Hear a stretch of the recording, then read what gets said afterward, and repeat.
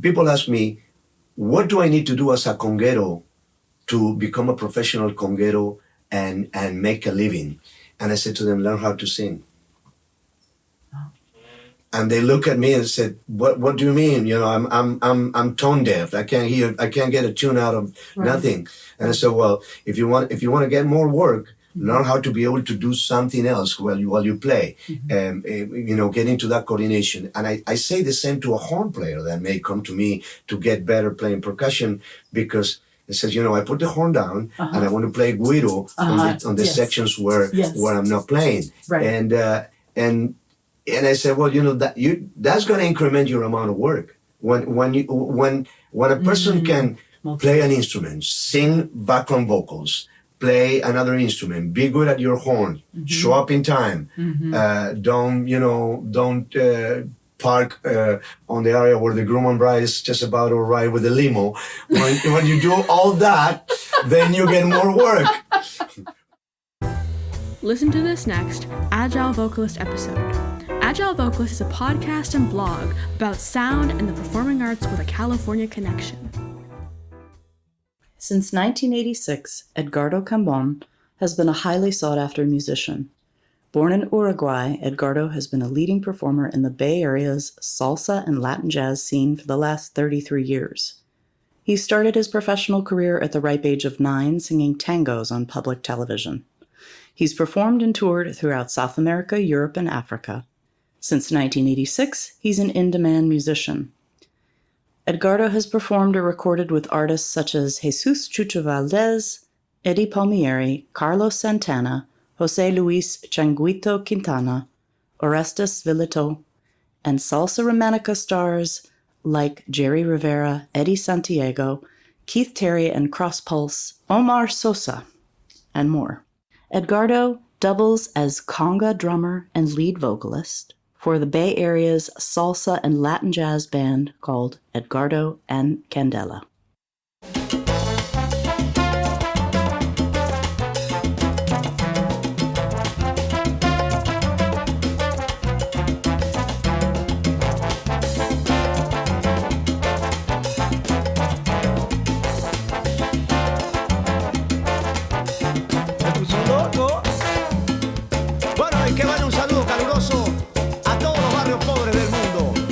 Venezuela, Puerto Rico, los caseríos de La Habana y en Montevideo.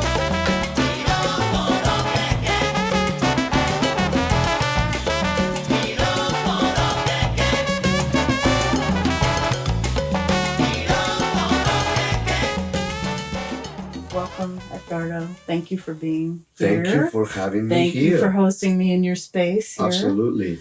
So I want to kick off with your childhood. And at age 9, your first singing experience. Why don't you tell us about that? Sure. Let's see if I can remember and go back that far. I mean, let's say from the time that I was 9, there was Uruguay, there was Argentina, there was Amsterdam, which is where I lost all my memory. No, I'm just kidding. And then United States since 1986. So it's been a while. I was born in Montevideo, Uruguay, in a nice neighborhood about 7 blocks from the beach. There is a lot of beach in Uruguay, on the coast in Montevideo, and the part of Montevideo is mainly the extension of a river called Rio de la Plata, which is a river that separates Uruguay from Argentina, especially Buenos Aires, right across in diagonal. But when the tide brings the ocean water, those waters, which are normally brown, salty feeling because it's a mix, it's an estuary. No, it's a mix of it's fresh. a mix, right? Yeah. Then I'm just trying to describe to you, I had a very nice, comfortable childhood. I was going to a private school called Colegio La Mene, which was a congregation of, French priests and Spanish priests relocated in Montevideo. My older brother had gone to that school since it opened. And, so in my family, there was a generation 6 years later. My brother is 6 years older than me. I went into that school, kindergarten first, and then, I kept on going until we relocated to Argentina. In 1974, I was 14 years old when we relocated to Argentina. There is a little place way down the south where music calls my soul by nickname, where people go so friendly, even out of the way, and always reaching their hearts to give you just the best. My memories keep carrying me down south. Always the same sunny spot, the same rock by the beach. So go visit such a paradise, and then you tell me how you felt in Uruguay.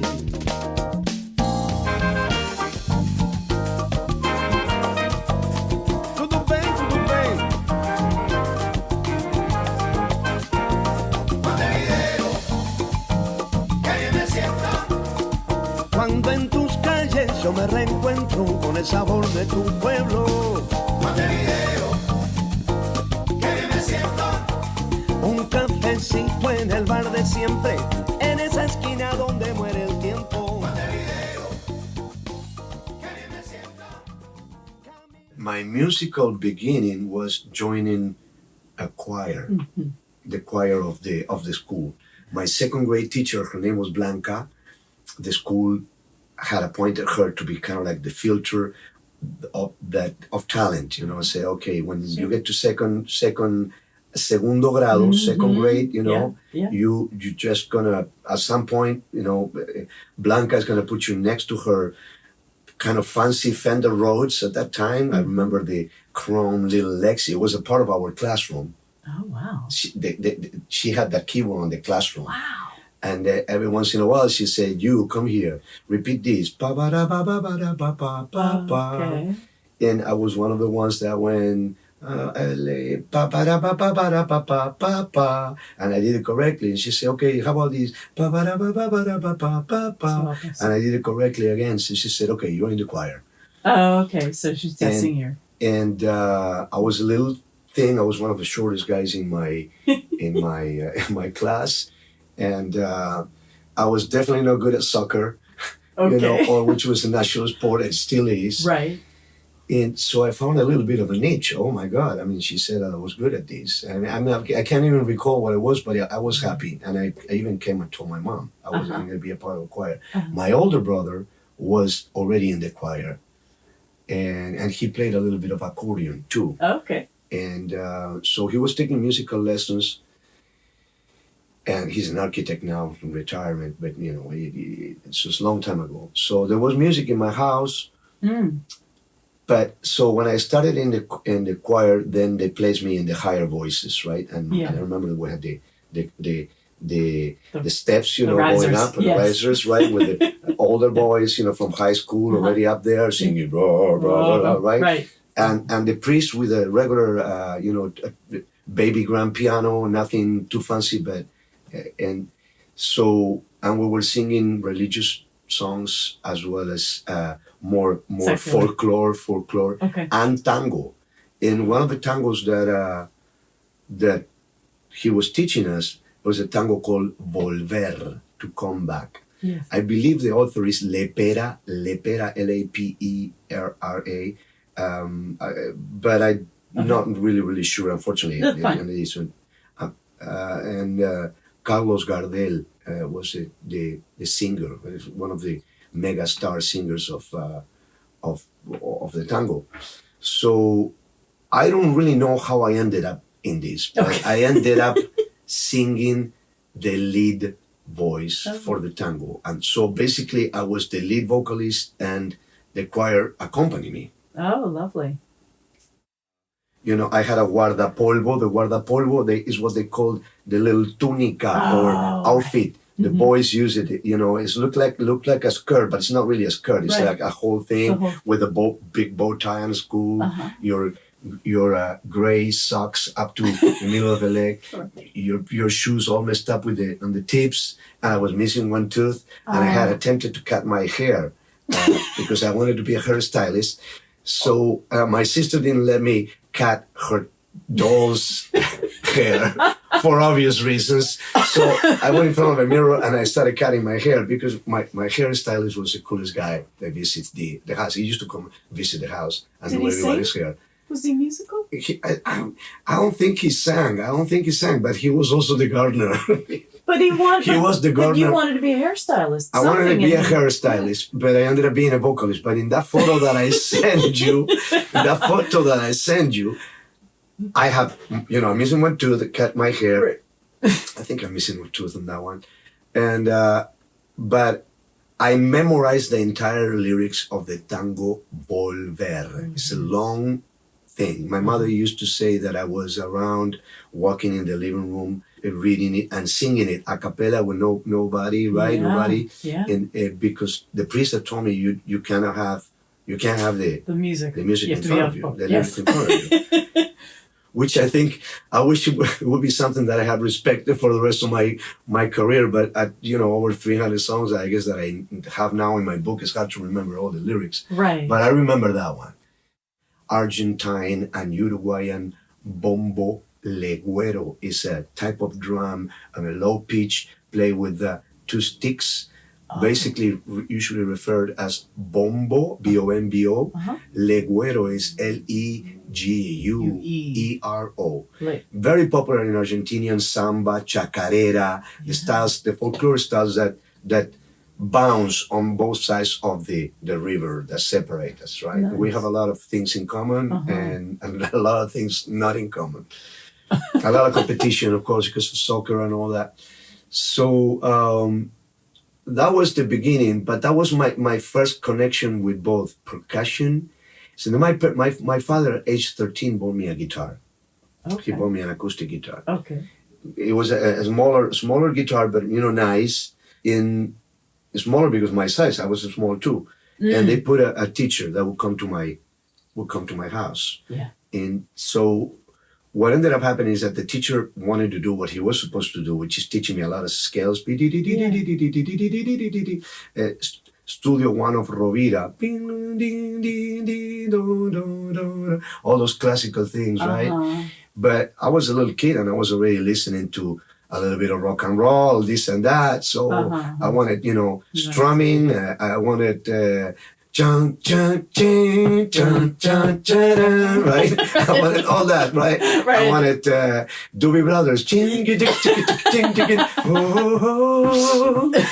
right? Yeah. So and he was not getting anywhere close to even give me chords yet. Oh, wow. So what I started doing was hiding when he would come to give me the lesson.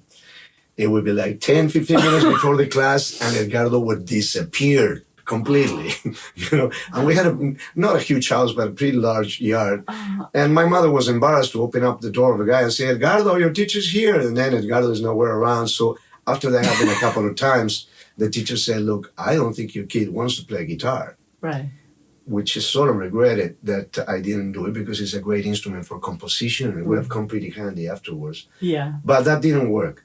What it did work, though, it was that I was 13 years old already, and my older brother had bought the album Santana Abraxas. Oh, I don't know the album. It's an amazing album. It's one of the albums that put Santana into Woodstock. Yeah. So a lot of percussion in that, and I was already listening to Uruguayan candombe, the national Uruguayan rhythm, by excellence, Afro Uruguayan rhythm, and then murga, which is something that we mentioned in our conversation before the interview.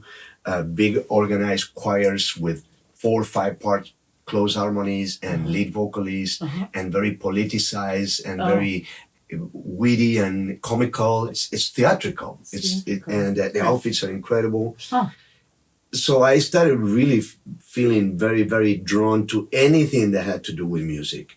Right. And so I would turn the guitar around, and I found 2 tones. On the guitar, the body of the guitar, boom, boom, bing, bing, like this, right? But of wood, right? So I started playing the guitar like a drum without knowing anything, just tapping and tapping along with the recordings.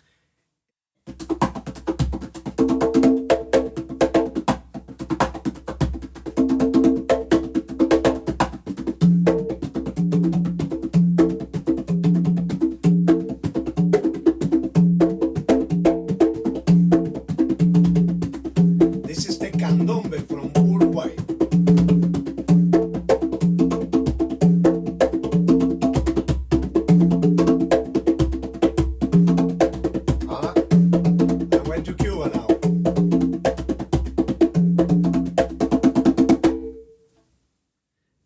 my brother would say, okay, anything I buy and bring here is going to be right here, but make sure you don't mess up the needle or the albums, don't right? I don't want to hear a scratch. Right.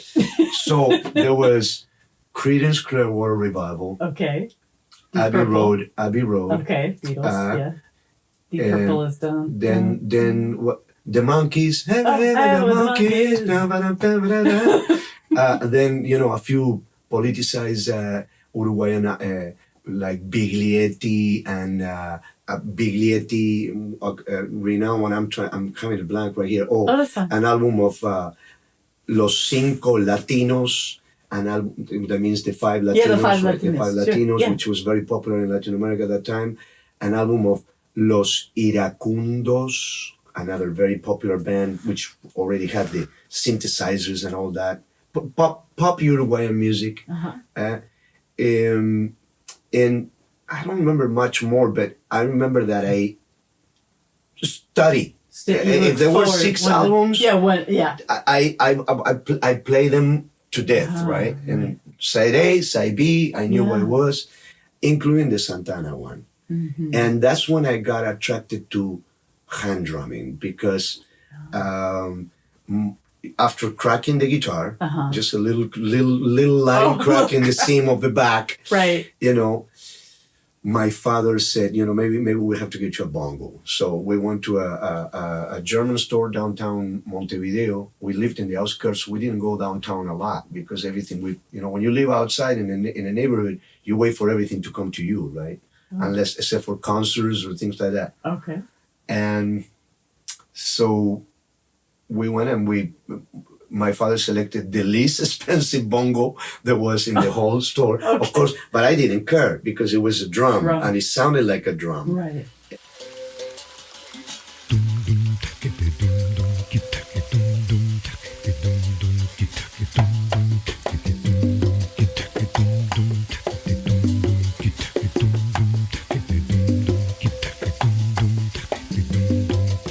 Blanca, blanca, nieve blanca, espuma, blanca sábana, diamantes, blanca luna, blanca.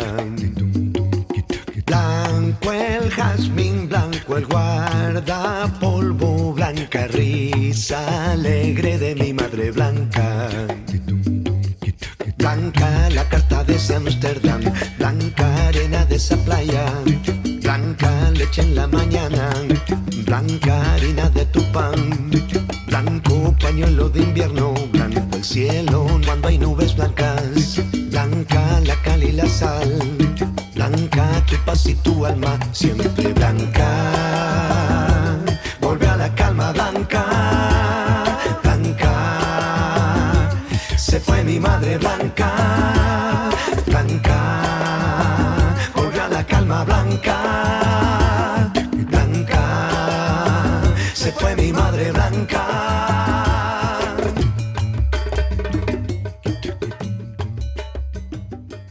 But Argentina was when I pursued the knowledge. Right.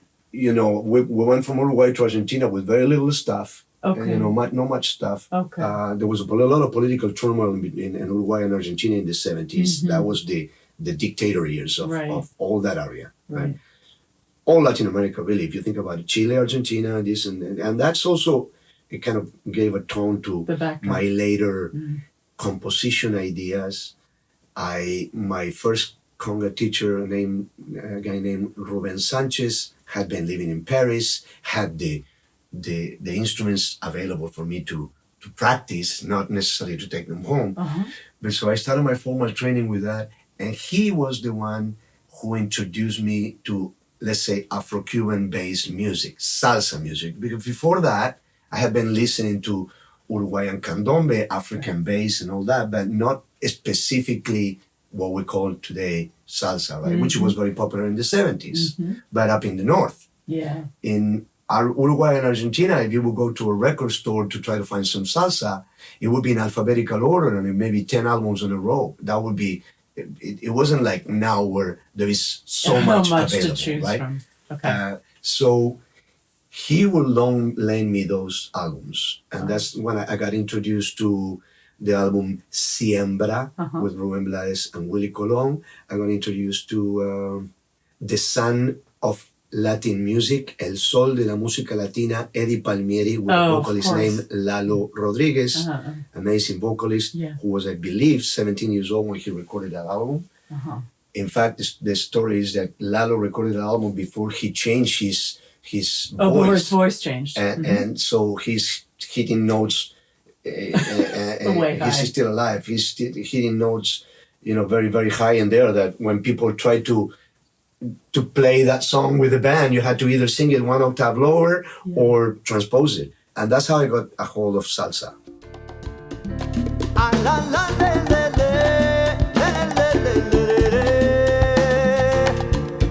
Cuando el cantante va entonando su pregón y va entregando poesía en su canción, y el montuno ya va sonando y las parejas ya están gozando.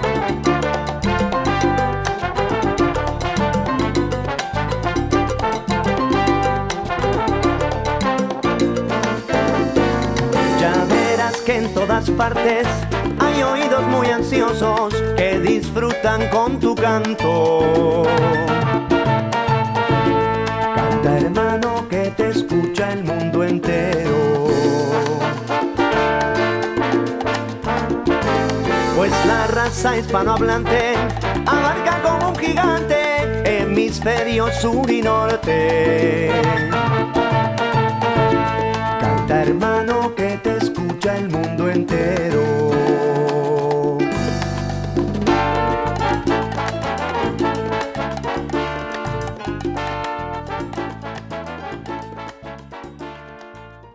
I specifically try to communicate the emotion behind playing an instrument, and I don't say this just to, I'm trying to measure my words, specifically, and not allow the instrument, whether you're playing an instrument or your voice, allow that experience to change your life, even if you want to be a doctor, an engineer, or whatever, right? Get into it. Right. Get into it. It's something that it changes you spiritually and emotionally. So allow that process to happen. As far as ages, from there up, I go up at to any age. I'm just curious about how kids that you're working with, because you teach today too, right? Yeah. How they, I guess what I'm really asking is how, technology is all around us, and it teaches us to zone out and to be disconnected. Yeah. And so do you find you have to put up with that disconnection as you're trying to get them to be emotional with the instrument and let that come through? Is that a struggle now versus in my classes when I teach, phones are out. Well, sure. You were describing something that the technology could distract them, or you mean in general when they try the switch. So they put the phone away. That's not even in the room. But they're. What I'm wondering is there a kind of a? Is it harder for them to get in touch with their emotions? This generation versus I think like every generation, because I can very quickly start bashing this generation very quickly, right? But I need to remember and understand that we are all dealt with a certain set of cards in our lifetime, right? And the set of cards of a kid that is 10 years old or 12 years old now are very different than the ones that I had, and I need to accept that, and I need to accept that at the core there is a heart and there is an emotion which is not a lot different than mine. All it needs to be is oriented and tweaked in the right direction. And I find out that what it changes is a certain urgency of results. You see what I'm saying? Oh, yes, of course. Because absolutely. It's not something that it used to...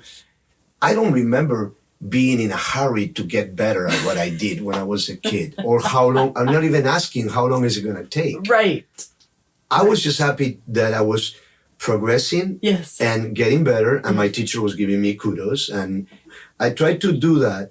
but I definitely try to make people understand that it's a process. It's not it's not a goal oriented. You can be very goal oriented, but I have all kinds of students. I have students that come in here and they say to me, "Look, I have 4 classes. Yes. I'm a CEO of a company, and we're doing a little duel of 2 companies, and I want to play Girl from Ipanema correctly, and I can't blow a whistle. I can't even hit the doorbell. So I figure I pick up percussion because I want to be in that stage, and it's all for fun, and help me get from my car the $2,000 drums that I just bought, which is 4 times more expensive. So I'm just giving you a description that it sounds like I'm putting this person down. I'm not. No, not at all. So with that person, I understand where they're coming from. And I said, okay, we're just going to work on this to make it work for you. But understand that there is a whole other dynamic and a whole other word involved in this that goes beyond your little presentation and trying to look good in front of your employees of your company. Right. I'm giving you that example, and then I have. It's a wonderful example. But it happens a lot. I mean, that happens. It's not that happens a lot. Yeah. And I'm not describing it as a person being clueless. It doesn't necessarily imply that the person doesn't know that there is a lot more, but there is goal oriented. Then I have the other students that come in here that they really want to learn.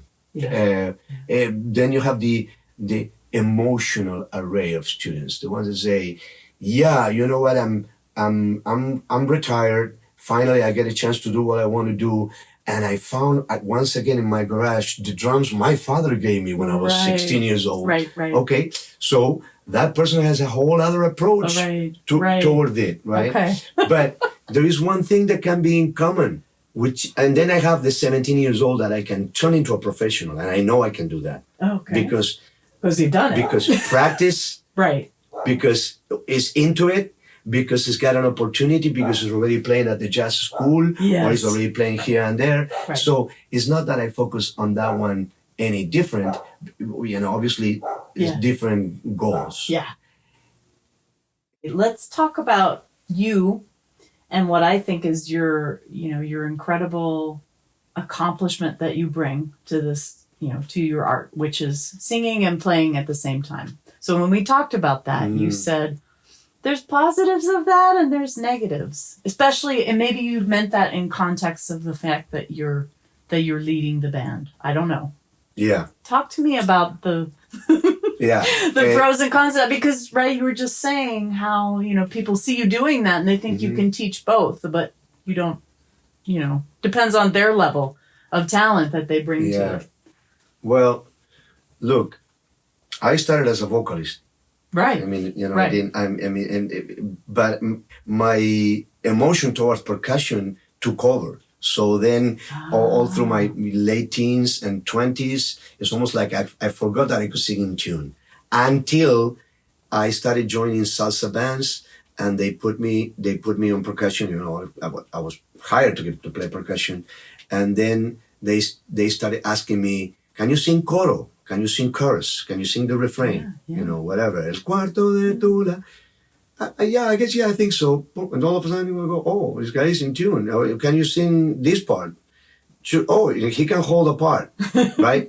So, okay, great. So we have a saying in Spanish, por necesidad baila el mono.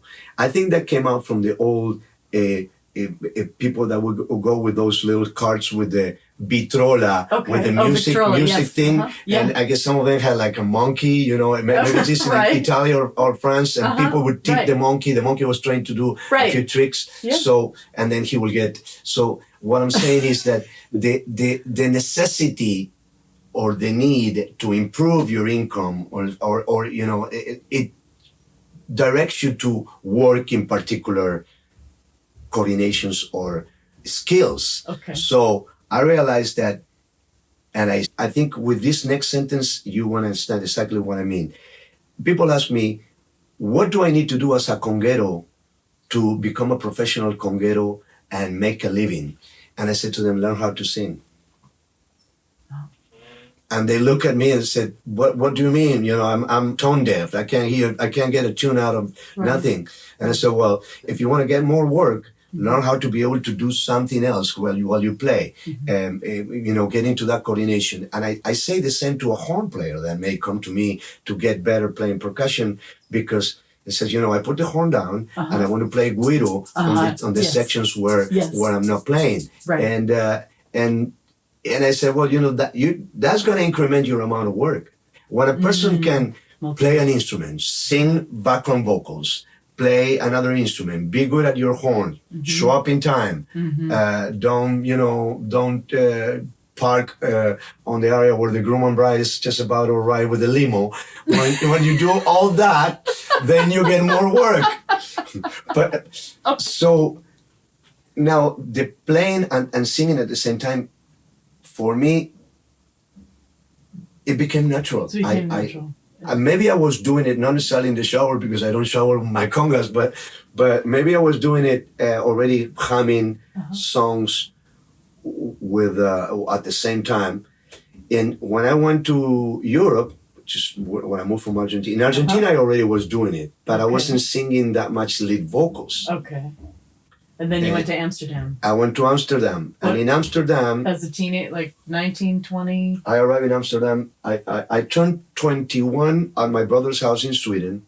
I'm going to have a sip of my coffee. Oh, please. And then I went pretty much immediately after maybe a 4-month stay in Sweden, I went to Holland. And when I arrived in Holland, I already had 3 congas with me. Don't tell me how, don't ask me how I managed to put... I was already determined to be, a professional conga drummer. I worked already in Sweden in my stay there. In all those bands, I was already singing background vocals. But I knew that, you know, I had that hidden power to sing the lead too, but I wasn't necessarily using it because I wasn't a band leader myself just yet. I wasn't doing that. Right. So when I arrived in Holland, with a musician who ended up being still is very famous musician in Uruguay, Jaime Ross, Roos. Jaime became like a multi-platinum album in Uruguay and stuff like that. He was married to a Dutch woman and had a Dutch kid, so he was living down there, and with another Uruguayan who passed away, Alvaro Pasquet, we started a trio called Bululu. Bululu is just a terminology with an accent on the U. Although I found later that in Venezuela, Bululu means mayhem. You know, Samuel Bululu. Yeah, the craziness started. So, but at that time we didn't call it that way. But that was also the beginning for me, because Jaime would sing the candombe music from Uruguay. Alvaro was more into the Brazilian stuff and some popish rock kind of stuff. And because of my affiliation with the congas, I was the one who would sing the Caribbean stuff. Let's just say stuff like Guantanamera or, classics, right? So I started developing that coordination. And working on it in rehearsals. We did demos. We were the 3 of us were Uruguayan, playing Brazilian music, Uruguayan music, American music, and salsa. And the trio actually started working a lot. And some of the Caribbean band leaders that were there, that were going to hear the Uruguayan invaders that are, taking over our little thing. The word started going that there is this guy from Uruguay who plays well and can sing coro, etc.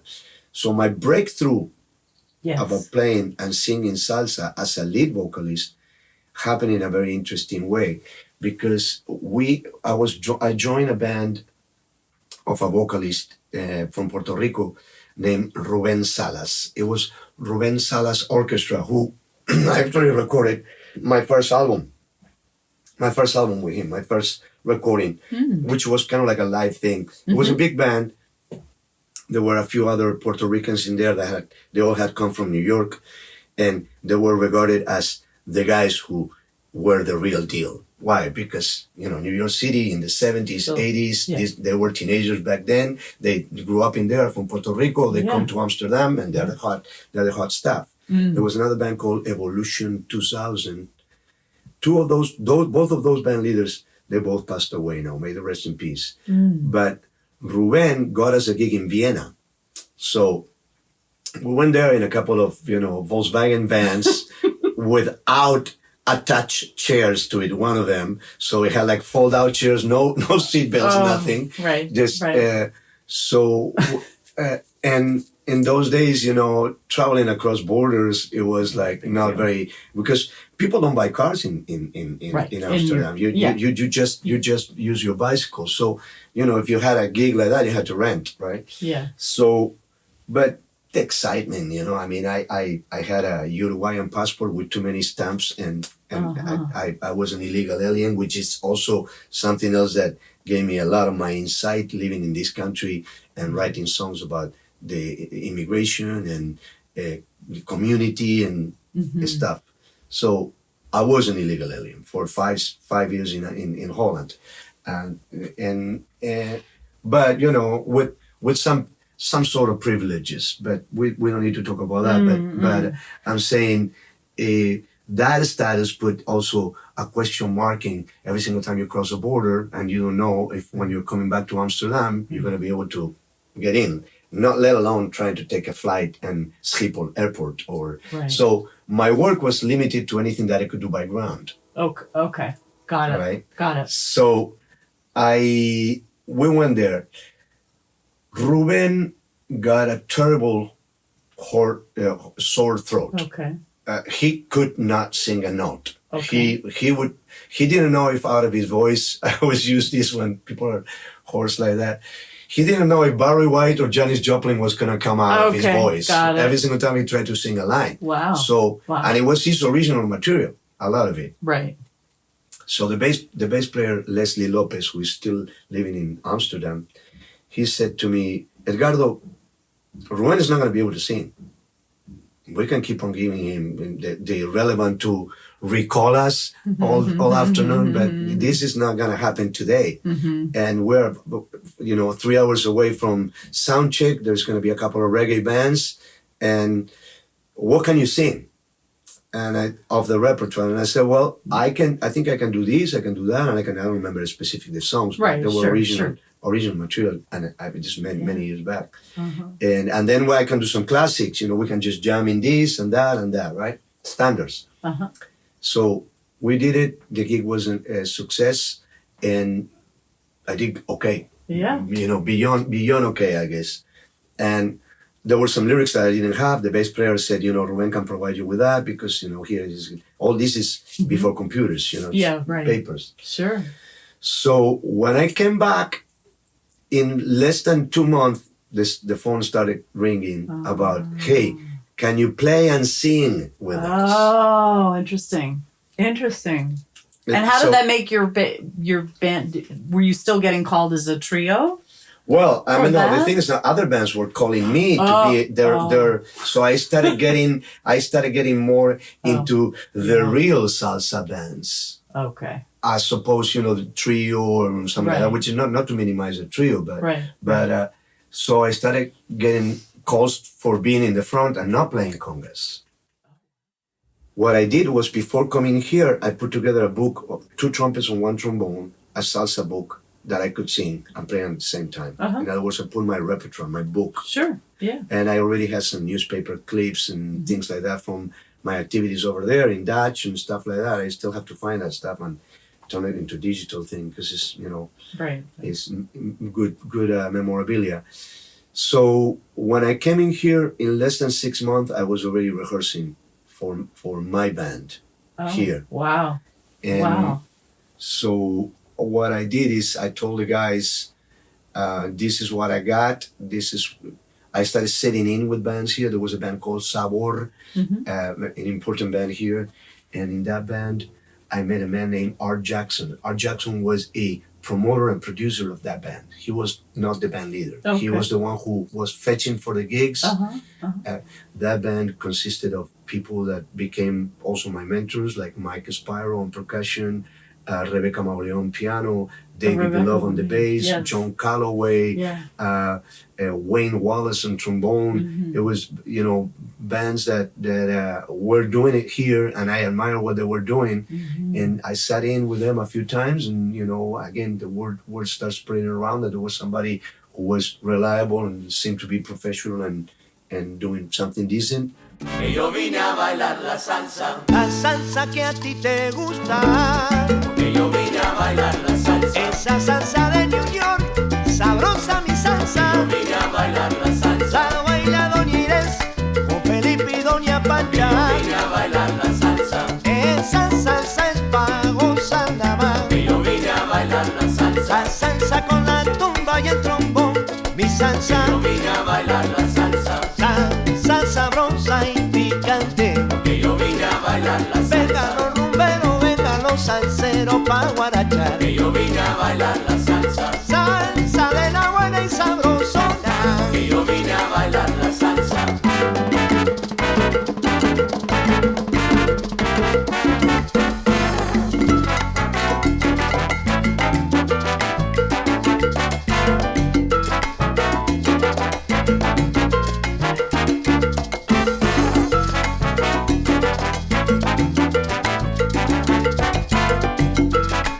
Y de la mano de Canta. La salsa que a ti te gusta, la salsa que te conviene. Goza Puerto Rico. La salsa que a ti te gusta, la salsa que te conviene.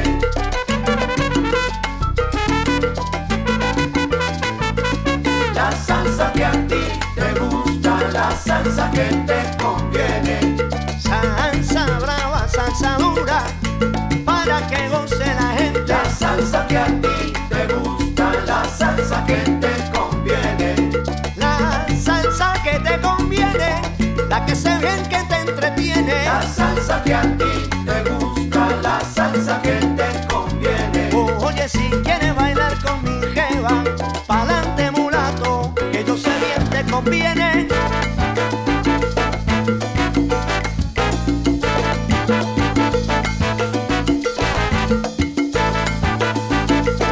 Marcusi, fuiste loco.